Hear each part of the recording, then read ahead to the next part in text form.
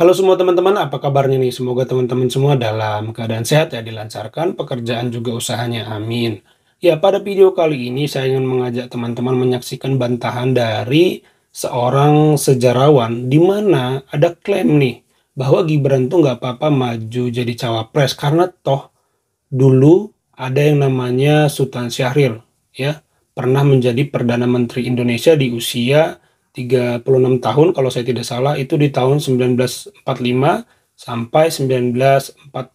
Itu yang saya baca di catatan sejarah gitu ya teman-teman. Nah, tapi benar nggak sih masa iya seorang Gibran yang gitu ya, yang adalah seorang anak wali kota dulunya, anak gubernur dan sekarang mendapatkan privilege sebagai anak presiden disamakan dengan seorang tokoh yang sangat luar biasa ketika masa muda sudah terlibat dalam polemik melawan penjajahan, terus dia menyumbangkan pemikiran-pemikirannya dalam tulisan, berdiplomasi di dunia internasional, gitu ya. Artinya masa iya seorang Gibran yang histori hidupnya begitu enak, anak wali kota, jualan pisang, disamakan. Nah tentu ini membuat sebenarnya dalam tanda kutip sebuah penghinaan ya, menurut saya dalam tanda kutip sebuah penghinaan karena menyamakan begitu saja tanpa secara spesifik memandang kehidupan Sultan Syahrir dan kehidupan Gibran yang menjadi cawapres pun lewat karpet merah putusan Mahkamah Konstitusi. Nah, bagaimana bantahan sejarawan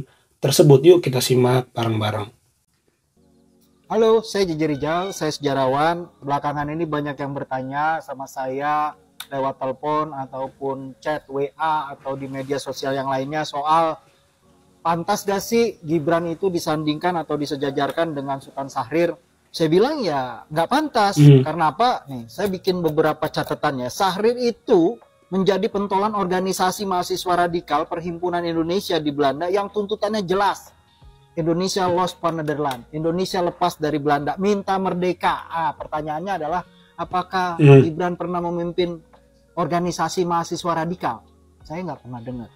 Terus yang kedua, Sultan Syahrir pulang dan nggak lama dia pulang, dia ditangkap sama Belanda, lalu dibuang ke kamp konsentrasi yang baru dibuat Belanda di Bovendigul, di tempat yang paling ganas alamnya. Nah, ini ada bukunya nih, ditulis sama Rudolf Mrazek. Pertanyaan saya adalah apakah pernah Gibran itu merasakan dihukum buang di satu kamp di tempat terpencil yang alamnya sangat kejam? Saya belum pernah dengar. Yang ketiga, Syahrir itu menolak kerjasama dengan Belanda. Keras sekali dia menolak. Dan tetap menolak ketika Belanda jatuh, kekuasaan Jepang datang dan orang-orang teman-temannya itu banyak masuk ke kekuasaan Jepang. Syahrir tetap menolak. Nah, pertanyaan saya adalah Syahrir besar di luar sistem kekuasaan dan menentangnya. Apa Gibran pernah bekerja di luar kekuasaan menentang kekuasaan? Saya nggak pernah dengar.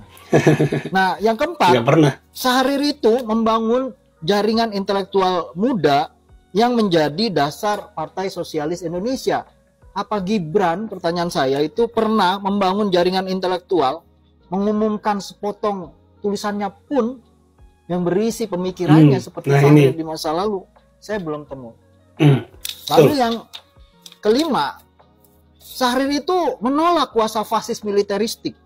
Ia menolak tetap dipeliharanya warisan pendudukan Jepang seperti ketentaraan peta dan model partai negara atau state party. Lah, gimana Gibran itu malah berduet dengan kuasa militer? Orang dari masa Orde Baru yang jelas-jelas jaringan dari kekuasaan militeristik. Dan dia justru diintroduksi, diperkenalkan, dicalonkan jadi capres oleh partai negara dari masa Orba yang namanya Golkar. Nah, itu gimana? Nah, yang keenam, Syahrir bersama Hatta bahu-membahu mengubah politik negara yang mengancam demokrasi dengan melansir sistem parlementer.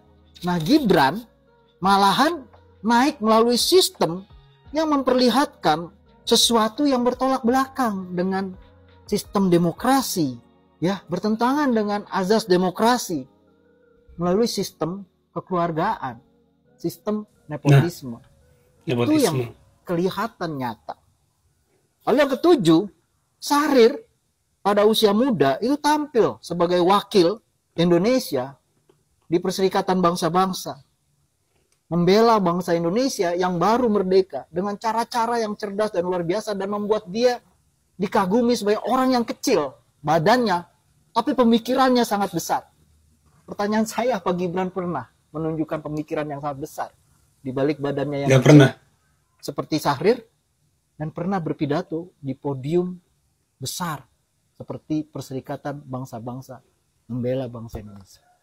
Mensejajarkan Gibran dengan Syahrir dalam konteks ilmu sejarah mungkin disebut sebagai paralelisme. Itu bagian yang paling mudah memang. Tapi harus diingat, walaupun paralelisme adalah hal yang wajar, tapi tidak wajar kalau mensejajarkan sesuatu yang tidak sejajar, sesuatu yang tidak setara begitu ya. Karena apa? Karena menyetarakan dua orang dari dua dunia yang berbeda, dari masa yang berbeda, dan menyangkut salah satu tokohnya adalah tokoh bangsa yang besar dalam sejarah. Itu bisa saja kita sebut bukan paralelisme, tapi bagian dari manipulasi sejarah. Bahkan bagian dari karakter assassination terhadap si tokoh sejarah. Dan yang terlebih penting lagi sebenarnya, itu tidak mendidik karena tidak menjernihkan sejarah. Padahal untuk hidup ke depan kita perlu sejarah yang jernih, bukan yang keruh. Ya, saya sepakat dengan penjelasan Mas JJ Rizal ya. Menurut saya sangat konyol ketika menyamakan Gibran ya yang usia 36 tahun dengan Sultan Syahrir. Kita harus lihat track record dalam kehidupannya. Gibran kalau ditanya pemikiran, coba kutip bagi saya apa pemikiran Gibran yang bisa kita kutip berulang-ulang gitu ya untuk dijadikan perlawanan terhadap kotornya politik, kotornya hukum, dan kotornya pemerintahan di negara ini. Saya contohkan Ahok. Ahok itu selalu teriak, selama negara ini, selama pejabatnya tidak bisa atau tidak mau melakukan yang namanya pembuktian harta terbalik, berapa pajak yang kamu bayar, berapa biaya hidup yang kamu keluarkan, dari mana kamu dapat hartamu, percuma aktivis teriak-teriak, selamanya korupsi akan tumbuh subur. Terus dikatakan Ahok berulang-ulang. Bisa dikutip gitu pemikirannya. Sekarang pertanyaannya, pemikiran dari Gibran apa yang bisa kita kutip untuk kemajuan bangsa ini? Coba. Dia kalau ditanya, biar rakyat yang menilai. Ya wes. Jadi, biar rakyat yang menilai, tapi ketika dinilai dia nggak mau mendengarkan, tuli, budak gitu. Jadi tidak mau mendengarkan. Contoh, ketika dituduh dinasti politik, biar rakyat yang menilai. Rakyat sudah menilai melalui apa? Survei Kompas, 62% rakyat setuju bahwa Gibran, apa yang dilakukan Gibran itu adalah sebuah langkah menuju dinasti politik. Kayak gitu loh. Jadi jauh lah kehidupannya. Terus ada yang di komennya Mas JJ Rizal ini, ada yang bilang, ya masa Gibran disamakan harus ditangkap Belanda, kan ngaco. Sekarang kan kita udah nggak dijajah, bla bla bla segala macam. Nah justru karena itu, kenapa disamakan? Justru harus yang ditanya itu kan orang yang menyamakan. Gitu loh ya kan? Perjuangan Sultan Syahrir di usia mudanya 25 sampai 36 menjadi Perdana Menteri sangat keras.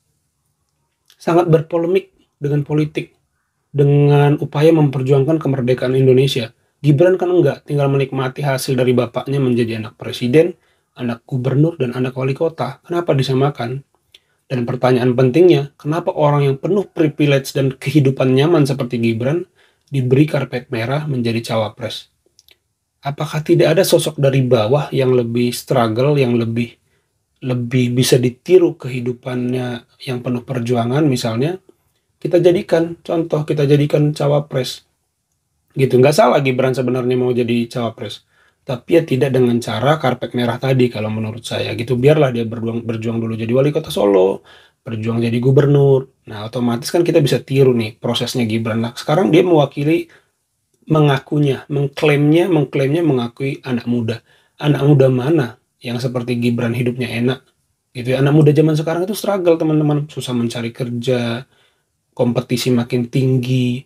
Gibran itu tidak mewakili mayoritas anak muda menurut saya. Jadi kalau dia klaim mewakili milenial itu bohong. Karena anak muda sekarang itu struggle, berjuang sendiri di tengah teknologi yang semakin maju, pekerjaan yang semakin sulit. Kehidupan anak muda di zaman sekarang itu untuk mencapai titik-titik yang baik gitu, untuk naik level itu susah dia. Gibran kan enak, privilege. Nah harusnya tidak lah. Gibran ini menurut saya sangat tidak mewakili kehidupan anak muda. Artinya dia tidak mewakili milenial. Jadi kalau dia mau menggait suara milenial, harusnya milenial bisa cerdas. Gibran itu anak presiden, anak gubernur, anak wali kota. Sama sekali dia tidak punya kehidupan sulit yang bisa mewakilkan anak-anak muda sekarang. Itu ya teman-teman. Nah, itu aja video kali ini teman-teman. Terima kasih yang sudah menyimak sampai selesai. Semoga videonya bisa dinikmati. Sampai jumpa di video saya selanjutnya.